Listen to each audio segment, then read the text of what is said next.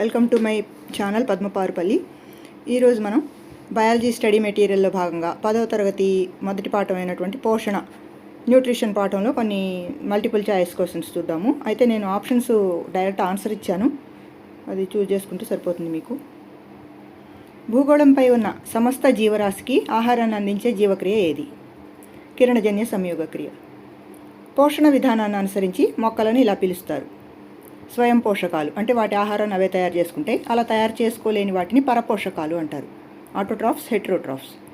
మొక్కల పత్రాలు ఆకుపచ్చని రంగులో ఉండటానికి కారణమైన వర్ణకం డాష్. పత్రహరితం, ఇంగ్లీష్లో క్లోరోఫిల్ అంటాం. సరళ అకర్బన పదార్థాలను సంక్లిష్ట కర్బన పదార్థాలుగా మార్చే క్రియ జీవక్రియ. ఇది ఏం క్రియ? కిరణజన్య సంయోగ క్రియ. కిరణజన్య సంయోగ క్రియకు మొదటగా ఒక ప్రామాణిక సమీకరణాన్ని ప్రతిపాదించిన శాస్త్రవేత్త dash. CB van Niel 1931.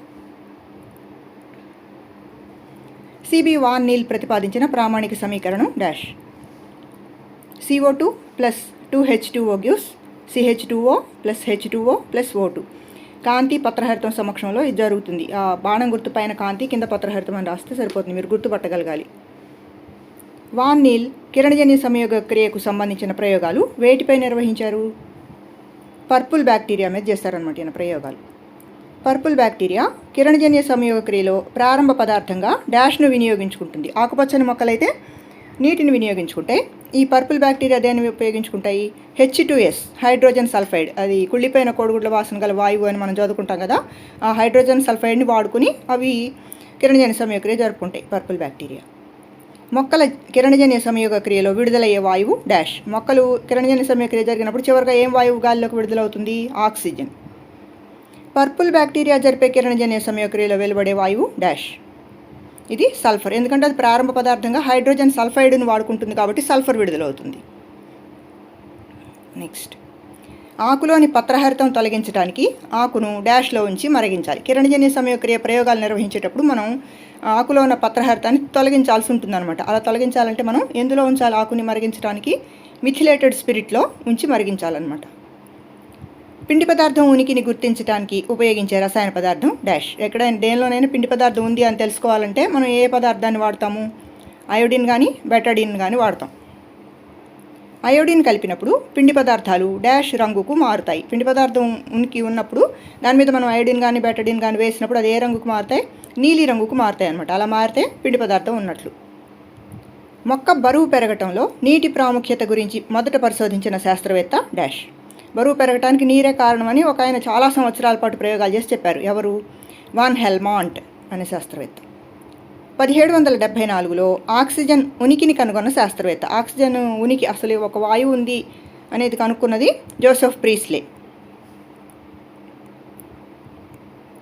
Oxygen వాయువుకు ఆ పేరు పెట్టిన శాస్త్రవేత్త లెవోయిజే. మొదట కనుక్కుంది ప్రీస్లే ఉన్నట్టుగా, కానీ ఆక్సిజన్ అనే పేరు పెట్టింది మాత్రం లెవోయిజే. కన్ఫ్యూజ్ అవ్వకుండా ఈ రెండు గుర్తుపెట్టుకోవాలి. మొక్కలలో వాయువుల వినిమయం డాష్ డాష్ల ద్వారా జరుగుతుంది. వినిమయం అంటే ఆక్సిజన్ మొక్క లోపలికి, కార్బన్ డైఆక్సైడ్ బయటికి, లేదా కార్బన్ డైఆక్సైడ్ లోనికి ఆక్సిజన్ బయటికి. రెండు క్రియలు ఉన్నాయి కదా, కిరణజన్య సంయోగ క్రియ, శ్వాసక్రియ. అలాంటి వినిమయం అనేది వేటి ద్వారా జరుగుతుంది? ఆకులలోని పత్రరంధ్రాలు మరియు వేళ్ళు కాండంపై ఉన్న లెంటిసెల్స్ ద్వారా. ఆకుల్లో అయితే పత్రరంధ్రాలు, అయితే వేళ్ళు కాండం మీద ఉన్న చిన్న చిన్న రంధ్రాలు లెంటిసెల్స్. వీటి ద్వారా వాయువుల వినిమయం జరుగుతుంది మొక్కల్లో. మోల్స్ అర్ధపత్ర ప్రయోగంలో ఉపయోగించే రసాయన పదార్థం dash. Potassium hydroxide KOH. Potassium hydroxide dash వాయువును పీల్చుకుంటుంది. దీనికి ఒక లక్షణం ఉంది, గాలిలో ఉన్న కార్బన్ డైఆక్సైడ్ని పీల్చుకుంటుంది అనమాట. మీరు ఎలా అడిగినా గాలిలోని కార్బన్ డైఆక్సైడ్ని పీల్చుకునే పదార్థం అన్నా పొటాషియం హైడ్రాక్సైడ్. క్వశ్చన్ ఎలా తిప్పడిగినా కానీ కాంతి సమక్షంలోనే మొక్కలు ఆక్సిజన్ విడుదల చేస్తాయి అని కనుగొన్న శాస్త్రవేత్త. కాంతి ఉంటేనే మొక్కలు ఆక్సిజన్ విడుదల చేస్తాయని మొదటగా ఒక ఆయన చెప్పారు, జాన్ ఇంజన్హౌస్ 1779లో. కిరణజన్య సంయోగ క్రియలో ఆక్సిజన్ వాయువు విడుదలవుతుంది అని నిరూపించే ప్రయోగంలో ఉపయోగించే మొక్క డాష్. నీటిలో పూర్తిగా మునిగి ఉండే మొక్కలు జనరల్గా వాడతారు, కానీ సాధారణంగా వాడేది హైడ్రిల్లా. మొక్కల్లోని ఆకుపచ్చని భాగాల్లో మాత్రమే కిరణజన్య సంయోగ క్రియ జరుగుతుంది అని మొదట ప్రతిపాదించిన శాస్త్రవేత్త డాష్. ఈయన మొదట ఏం చెప్పారంటే ఆకుపచ్చని భాగాల్లో మాత్రమే ఈ కిరణజన్య సంయోగ క్రియ జరుగుతుంది అని ప్రతిపాదించారు మొదట, జాన్ ఇంజన్హౌస్. క్లోరోఫిల్ అంటే డాష్ అని అర్థం. ఆకులోని ఆకుపచ్చని భాగాన్ని క్లోరోఫిల్ అంటారని చెప్పుకున్నాం కదా, దాని అర్థం ఏంటి? ఆకుపచ్చని ఆకు అని అర్థం అన్నమాట. ఆకులోని ఆకుపచ్చని పదార్థాన్ని వేరు చేసి పత్రహరితం అని పేరు పెట్టిన శాస్త్రవేత్తలు డాష్. ఇద్దరున్నారు, పెల్లిటియర్ అండ్ కావెన్షో. 1817లో ఆకుపచ్చని పదార్థం అంటే ఇందాక మనం క్లోరోఫిల్ అనుకున్నాం కదా, పత్రహరితం, దాన్ని వేరు చేశారనమాట. వేరు చేసి పత్రహరితం అని పేరు పెట్టారు మొదట వీళ్ళే, పెల్లిటియర్, కావెన్షో. క్లోరోఫిల్ లేదా పత్రహరితం మొక్క కణాలలోని డాష్లో ఉంటుంది. ఇది పదార్థం కదా, ఆ పదార్థం ఎక్కడుంటుంది?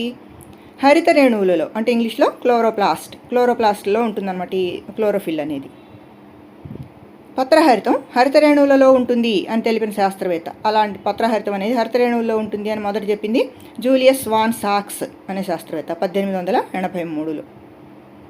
మొక్క కణం నుండి హరిత రేణువులను వేరు చేసిన శాస్త్రవేత్త. మొదట్లో చాలా కష్టమైంది, కానీ ఈ హరిత రేణువులను వేరు చేశారు ఒక ఆయన, డేనియల్ ఐ ఆర్నాన్ 1954లో. హరిత రేణువుల చుట్టూ డాష్ త్వచాలు ఉంటాయి. కణాంగం కదా హరిత రేణువు అనేది, దాని చుట్టూ ఎన్ని త్వచాలు ఉంటాయి? 3 త్వచాలు ఉంటాయి.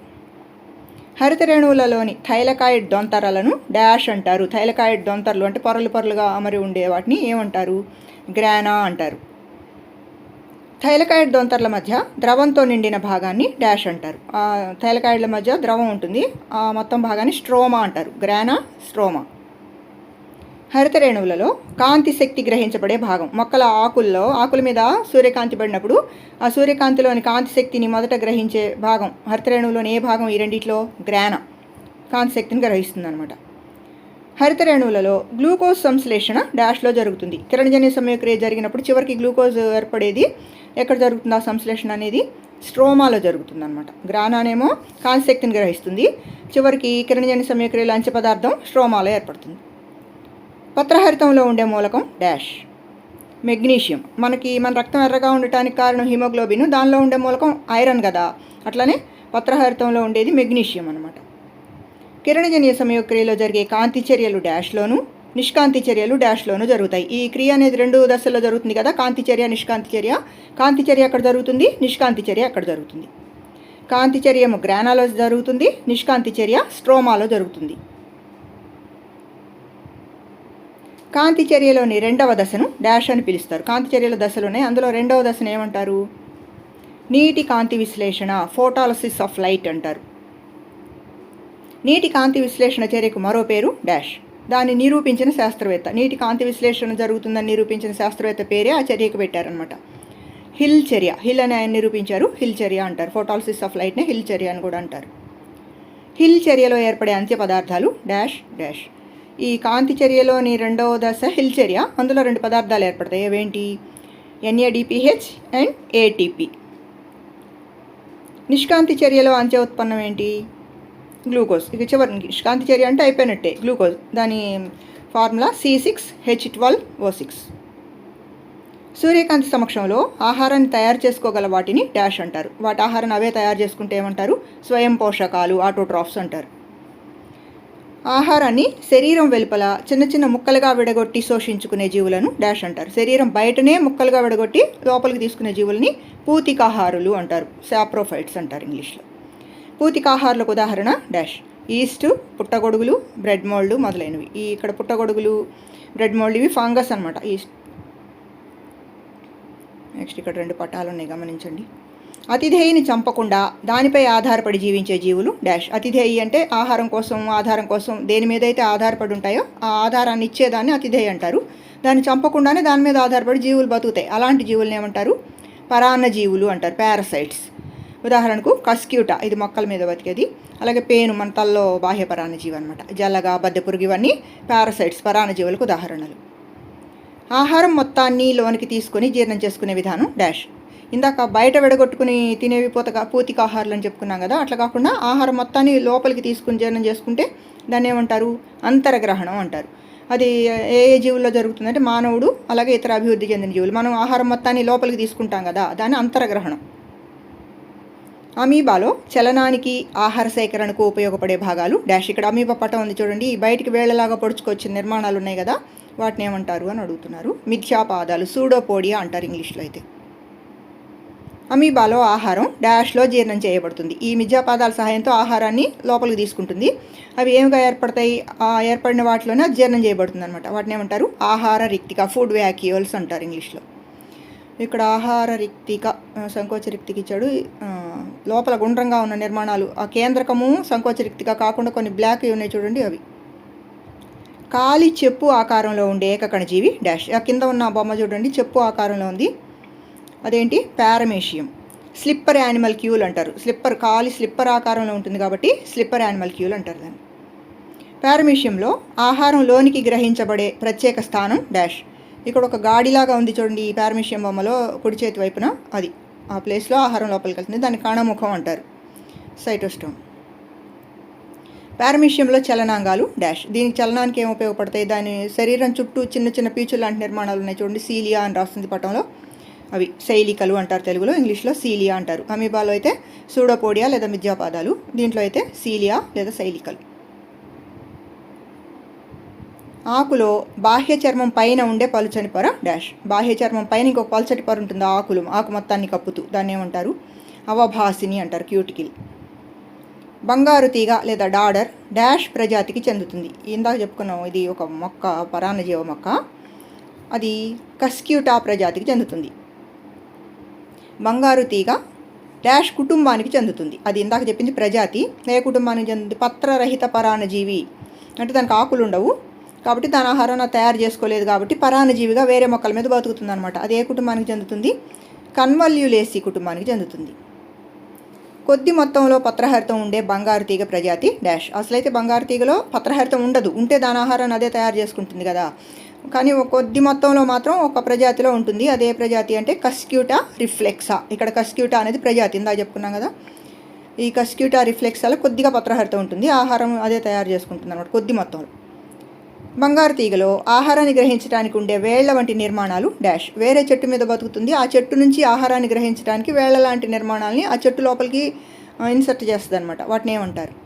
హాస్టోరియా అంటారు. అవి దానికి వేళ్లలాగా ఉపయోగపడతాయి. డాడర్ విత్తనం, డాడర్ అంటే బంగారు తీగే, మొలకెత్తినప్పుడు మొదట ఏర్పడే వేరును డాష్ అంటారు. అది ఏదో ఒక మొక్క మీద ఇంకా పరాన్నజీవిగా పాకకముందు కింద దానికి ఒక బేస్ అనేది కావాలి కదా, అది మొలకెత్తినప్పుడు ఒక వేరు ఏర్పడుతుంది, దాన్ని ఏమంటారు? అంటువేరు, యాంకరింగ్ రూట్ అని అంటారు. మొదట ఏర్పడేది, తర్వాత అది ఉండదు. హాస్టోరియాలు డాష్ నుంచి నీటిని, డాష్ నుంచి పోషక పదార్థాలను గ్రహిస్తాయి. ఈ హాస్టోరియాలు అనేవి పరాన్నజీవి వేరే మొక్క మీదకి వెళ్ళినప్పుడు ఆ మొక్క నుంచి నీళ్ళని, ఆహార పదార్థాలను గ్రహిస్తాయి కదా. ఆ నీళ్ళని దేని నుంచి గ్రహిస్తాయి? దారువు నుంచి గ్రహిస్తాయి, అంటే జైలం. అలాగే పోషక పదార్థాలనేమో పోషక కణజాలం, మొక్క పోషక కణజాలం అంటే ఫ్లోయం నుంచి పోషక పదార్థాలు గ్రహించి బతుకుతుందన్నమాట. అదేమి తయారు చేసుకోదు. నోటిలో ముద్దగా చేయబడి జారుడు స్వభావం కలిగిన ఆహారాన్ని డాష్ అంటారు. మనం ఆహారాన్ని బాగా నమిలి ముద్దగా చేస్తాం కదా, లాలాజలంతో కలిసి జారుతూ ఉంటుంది, దాన్ని ఏమంటారు? బోలస్ అంటారు. మానవ ఆస్యకుహరంలో డాష్ జతల లాలాజల గ్రంథులు ఉంటాయి. సెలైవరీ గ్లాండ్స్ ఎన్ని జతలు ఉంటాయి మన ఆస్యకుహరంలో? 3 జతలు ఉంటాయి. లాలాజలంలో ఉండే ఎంజైమ్ డాష్. ఎంజైమ్స్ అనేవి మనం ఆహారం జీర్ణం కావడానికి ఉపయోగపడే పదార్థాలు. అది లాలాజలంలో ఉండే ఎంజైమ్ ఏంటి? లాలాజల అమైలేస్ లేదా టైలిన్ అంటారు దాన్ని. ఎంజైముల సహాయంతో సంక్లిష్ట పదార్థాలు సరళ పదార్థాలుగా మార్చబడే క్రియ డాష్. ఎంజైముల వల్ల మనం తినే సంక్లిష్ట పదార్థాలు మన శరీరం గ్రహించడానికి వీలైన సరళ పదార్థాలుగా మార్చబడే క్రియ ఏంటి? జీర్ణక్రియ, డైజెషన్. ఆహార వాహికలో ఉండే అలల వంటి చలనం డాష్. ఆహార వాహిక అంటే మనం గొంతు తర్వాత వచ్చే నిర్మాణం, గొంతు లోపల ఉంటుంది. అది మనం మింగిన ఆహారం అనేది ఆహార వాహిక ద్వారానే జారుతూ వెళ్ళాలి, అప్పుడు అలల లాంటి చలనం ఏర్పడుతుంది, దాన్ని ఏమంటారు? పెరిస్టాల్టిక్ చలనం. ఈ మన ఆహారనాళం పొడవునా పెరిస్టాల్టిక్ చలనం జరుగుతూనే మనం తిన్నది కిందకి వెళ్తూ ఉంటుందన్నమాట. ఇంకా జీర్ణాశయంలో విడుదలయ్యే పదార్థాలు డాష్. ఏమేమి విడుదలైతే జీర్ణాశయంలో? జఠర రసము మరియు హైడ్రోక్లోరిక్ ఆమ్లం, gastric juice and hydrochloric acid. జీర్ణాశయంలో మెత్తగా చిక్కటి ఘన రూపంలో ఉన్న ఆహారాన్ని డాష్ అంటారు. జీర్ణాశయం కండరాలతో నిర్మితమై ఉంటుంది. మనం తిన్న ఆహారం జీర్ణాశయంలోకి వెళ్ళగానే ఆ కండరాల వల్ల అది బాగా చిలకబడుతుంది అనమాట. అప్పుడు అది చిక్కగా ఘన రూపంలో ఉంటుంది, దాన్ని ఏమంటారు? కైమ్ అంటారు. జీర్ణాశయం చివరన ఉన్న వలయాకార కండరాలు డాష్. జీర్ణాశయం సంచిలాగా ఉంటుంది, దాని చివరన కొన్ని రింగుల్లాగా ఉన్న వలయాకార కండరాలు ఉంటాయి. అవేంటి? సంవరణి కండరాలు, పైలోరిక్ స్పింక్టర్స్ అంటారు వాటిని. ఆహారం జీర్ణాశయంలో డాష్ స్థితిలోను, చిన్న ప్రేవులలో డాష్ స్థితిలోనూ ఉంటుంది. జీర్ణాశయంలోనేమో ఆమ్ల స్థితిలో ఉంటుంది. ఇందాక చెప్పుకున్నాం కదా, హైడ్రోక్లోరిక్ ఆమ్లం విడుదలవుతుంది కాబట్టి అక్కడ ఆమ్ల స్థితి ఉంటుంది. చిన్న ప్రేవుల్లోకి వెళ్ళేటప్పటికి క్షార స్థితికి మారుతుందన్నమాట. మన జీర్ణనాళంలో అతి పొడవైన భాగం డాష్. మన జీర్ణనాళం మొత్తం అన్ని భాగాల్లో ఏది పొడవైన భాగము? చిన్న ప్రేవు, స్మాల్ ఇంటెస్టైన్ అంటారు కదా, దాదాపు 7 మీటర్ల పొడవు ఉంటుంది. అది మెలికలు తిరిగి అంటుకుని ఉంటుంది ఒకదానితో ఒకటి. కాలేయం విడుదల చేసే జీర్ణరసం డాష్. కాలేయం ఏం విడుదల చేస్తుంది జీర్ణక్రియలో? పైత్య రసం, బైల్ అంటారు కదా. ఎంజైములు లేని జీర్ణరసం డాష్. అన్ని జీర్ణరసాలు దాదాపుగా ఎంజైమ్స్ ఉంటాయి, ఒక్క జీర్ణరసంలో మాత్రమే ఉండవు. అదేంటి అంటే పైత్య రసం. పైత్య రసంలో ఎలాంటి ఎంజైమ్స్ ఉండవు. పైత్య రసం క్రొవ్వులను విచ్ఛిన్నం చేసే విధానాన్ని డాష్ అంటారు. పైత్య రసం ఏం చేస్తుంది? క్రొవ్వులను విడగొడుతుంది అనమాట. ఆ ప్రాసెస్ని ఏమంటారు? ఎమల్సీకరణం, ఎమల్సిఫికేషన్ అని అంటారు. చిన్న ప్రేవులు విడుదల చేసే జీర్ణరసం డాష్. ఆహారం జీర్ణాశయం నుంచి చిన్న ప్రేవులకు వెళ్ళినప్పుడు అక్కడ విడుదలయ్యే జీర్ణరసం ఏంటి? ఆంత్రారసం, సక్కస్ ఎంటీరికస్ అంటారు ఇంగ్లీష్లో. చిన్న ప్రేవులలో డాష్ స్థితి ఉండటం వల్ల పిండి పదార్థాలు పూర్తిగా జీర్ణమవుతాయి. చిన్న ప్రేవులు ఇందాక చెప్పుకున్నాం, జీర్ణాశయంలో ఆమ్ల స్థితి, చిన్న ప్రేవులలో క్షారస్థితి. దానివల్ల పిండి పదార్థాలు మనం తిన్నాయన్నీ కూడా పూర్తిగా జీర్ణమైపోతాయి అన్నమాట. క్రొవ్వుల జీర్ణక్రియలో ఏర్పడే అంత్య పదార్థాలు డాష్. క్రొవ్వులు చిలకబడి ఎమల్సిఫికేషన్ జరిగిన తర్వాత అవి ఏమిగా మారుతాయి? చివరికి క్రొవ్వు ఆమ్లాలుగా, గ్లిజరాల్గా విడిపోతాయి అన్నమాట క్రొవ్వులు. పిండి పదార్థాలపై చర్య జరిపే ఎంజైమ్ డాష్. పిండి పదార్థాలను విచ్ఛిన్నం చేసే ఎంజైమ్ ఏంటి? ఎప్పుడైనా అమైలేస్. క్రొవ్వు పదార్థాలపై చర్య జరిపే ఎంజైమ్ డాష్. లైపేస్. లిపిడ్స్ని విడగొట్టేది లైపేస్ అనమాట. ప్రోటీన్లపై చర్య జరిపే ఎంజైములు డాష్ డాష్. Pepsin, trypsin. ఇవి ప్రోటీన్లను విచ్ఛిన్నం చేస్తాయి. అమైలేస్ పిండి పదార్థాలను డాష్గా మార్చుతుంది. పిండి పదార్థాల మీద అమైలేస్ పనిచేస్తుంది ఎంజైమ్ అని చెప్పుకున్నాం కదా. ఏమిగా విడగొడుతుంది? అది మాల్టోస్గా. మాల్టోస్ చక్కెర అంటారు కదా, అందుకే పిండి పదార్థం తిన్నప్పుడు నోరు తీయగా అవుతుంది మనకి.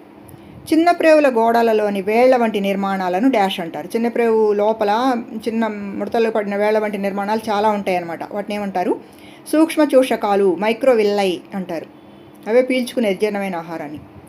జీర్ణాశయం మరియు ఆహార వాహికలో జరిగే తిరోగమన పెరిస్టాల్టిక్ చలనమే డాష్. మామూలుగా పెరిస్టాల్టిక్ చలనం అంటే అలల మాదిరిగా ఉండే చలనం అనుకున్నాం. అది గొంతు వైపు నుంచి నోటి నుంచి పాయువు దాకా మన జీర్ణనాళం ఉంటుంది.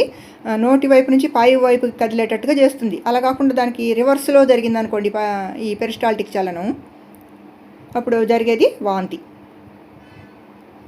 తీసుకునే ఆహారంలో ప్రోటీన్లు లోపించడం వలన కలిగే వ్యాధి డాష్. మనం చిన్నపిల్లలు కానీ వాళ్ళ ఎదుగుదలలో ప్రోటీన్లు లేని ఆహారం తీసుకుంటే వాళ్ళకి వచ్చే జబ్బు పేరు క్వాషియోర్కర్.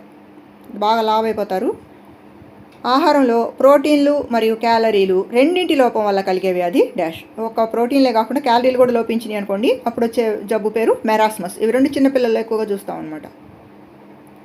నిరంతరం అధిక క్యాలరీలు ఉండే ఆహారం తీసుకోవటం వల్ల కలిగే స్థితి డాష్. ఇక అదే పనిగా క్యాలరీలు అంటే కార్బోహైడ్రేట్స్ బాగా తింటున్నాడు అనుకోండి, అప్పుడు ఏం ఏర్పడుతుంది? ఊబకాయం, ఒబేసిటీ ఏర్పడుతుంది. బాగా లావ్ అయిపోతారనమాట. విటమిన్లలో నీటిలో కరిగే విటమిన్లు డాష్ డాష్. విటమిన్లు చాలా రకాలు ఉన్నాయి కదా, అందులో నీటిలో కరిగేవి ఏమేంటి? బి కాంప్లెక్స్ విటమిన్లు, అలాగే విటమిన్ సి మాత్రం నీళ్ళలో కరిగిపోతాయి. బి కాంప్లెక్స్ అంటే B1, B2, B3, B6 అలా ఉన్నాయి కదా, అవన్నీ బి కాంప్లెక్స్ అంటాం. విటమిన్ సి ఇవి రెండు నీటిలో కరుగుతాయి. క్రొవ్వులో కరిగే విటమిన్లు డాష్. ఏ, డి, ఈ, కే ఈ 4 విటమిన్లు క్రొవ్వుల్లో కరుగుతాయి. ఇక్కడ నేను ఇచ్చానంటే విటమిన్ పేరు, దాని రసాయన నామం అంటే కెమికల్ నేము, అది లోపిస్తే వచ్చే జబ్బు పేరు ఒక చోట ఇచ్చాను. B1 అంటే థయామిన్. థయామిన్ లోపిస్తే బెరిబెరి అనే వ్యాధి వస్తుంది.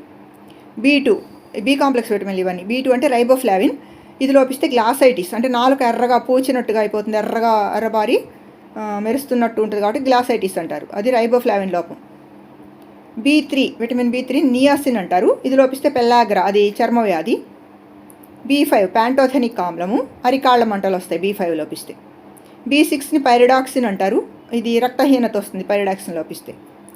B7 బయోటిన్, నాడీ సంబంధ వ్యాధులు, నర్వ్ డిసీజెస్ వస్తాయి అన్నమాట.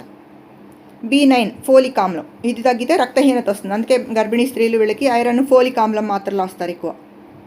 B12 most important vitamin cyanocobalamin, methyl cobalamin కూడా ఉంటుంది.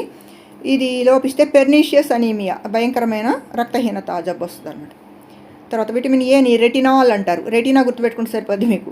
కన్ను లోపాలు వస్తాయి అన్నమాట, రేచీకటి వస్తుంది ఇది లోపిస్తే. అలాగే చర్మ వ్యాధులు కూడా వచ్చే అవకాశం ఉంటుంది.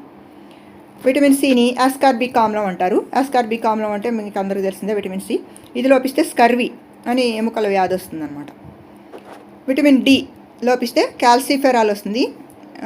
స్కర్వీ ఇందాక ఆస్కార్బిక్ ఆమ్లం స్కర్వీ అంటే చిగుళ్ళకు సంబంధించిన వ్యాధి, చిగుళ్ళలోంచి రక్తం వస్తుంటుంది అనమాట ఊరికి. డి అంటే క్యాల్సిఫెరాల్. ఇది విటమిన్ డి లోపిస్తే రికెట్స్ ఎముకలకు సంబంధించిన వ్యాధి, ఎముకలు వంకర్లు పోతాయి చిన్నపిల్లలు, దొడ్డికాళ్ళు ఇలాంటివి వచ్చే అవకాశం ఉంటుందన్నమాట. నెక్స్ట్ విటమిన్ ఈ అంటే టోకోఫెరాల్, సంతానోత్పత్తి సమస్యలు, వంధ్యత్వం, పిల్లలు పుట్టకపోవడం ఇలాంటివి విటమిన్ ఈ లోపం వల్ల జరిగేవి అనమాట. నెక్స్ట్ విటమిన్ కే అంటే ఫిల్లోక్వినోను. విటమిన్ కే లోపిస్తే మనం రక్తం గాయమైనప్పుడు గడ్డ కట్టదనమాట, అలా కారిపోతూనే ఉంటుంది, చాలా ప్రమాదకరమైంది. ఇవి విటమిన్లు, వాటి రసాయన నామాలు, అవి లోపిస్తే వచ్చే జబ్బులు. ఓకే ఫ్రెండ్స్, ఇది ఇంతవరకు మీకు ఉపయోగపడుతుంది అనుకుంటున్నాను. టెట్ రాసే వాళ్ళు కూడా చాలా యూస్ఫుల్ ఉంటుంది ఇది. తప్పకుండా వీటిని చూడండి ఒకసారి. మీకు అందరికీ థ్యాంక్స్. ఈ వీడియో లైక్ చేయండి, అట్లాగే మీ ఫ్రెండ్స్ కూడా షేర్ చేయండి, కామెంట్ చేయండి. ఇంకా నా ఛానల్ వీలైతే సబ్స్క్రైబ్ చేయండి. Thank you for watching.